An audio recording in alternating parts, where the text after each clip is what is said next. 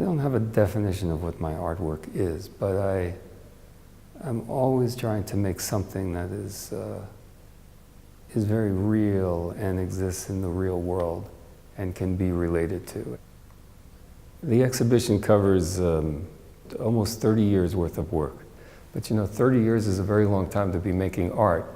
And if you just make the same thing over and over in this one linear line, it gets very boring for the viewer and the artist. And starting with pieces that I did in 1986 with these circle paintings, when I hung them all together, I saw, oh my gosh, they're so optical. I hadn't ever seen that because, I worked in this little studio and I only could do one painting.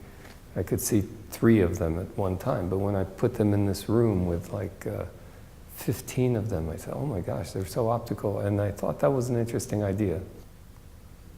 And then in the gallery, I include works that are very from the late 80s and early 90s that are extremely optical. As a matter of fact, that's the work that established my career. I never actually connected my work to op art.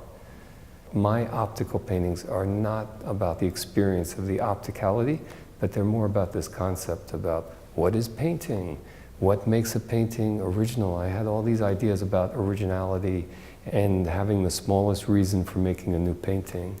So that, I've had a lot of ideas though, and so these are some of the ideas I have, and I keep looking back at some of these ideas, sometimes in my new paintings. And then I did these very intense psychedelia type paintings in the mid-90s that are very colorful and bright, and they seem, on one level, they seem like the opposite of what I was doing before then, but they're not about minimalism, but they're really about like a very intense approach to art making.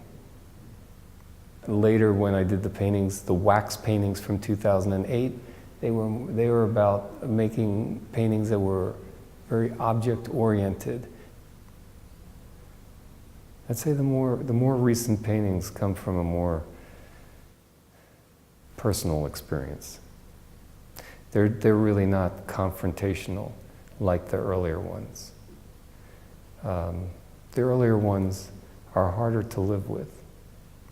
The later ones, I decided to allow whatever happens in the process to be shown. And especially the small ones, you see that.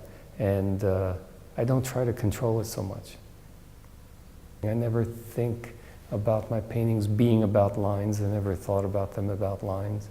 They're really about this other thing, about what you see, the object. They're about opticality. They're about painting, actually. They're objects that are paintings, which is what I'm interested in making.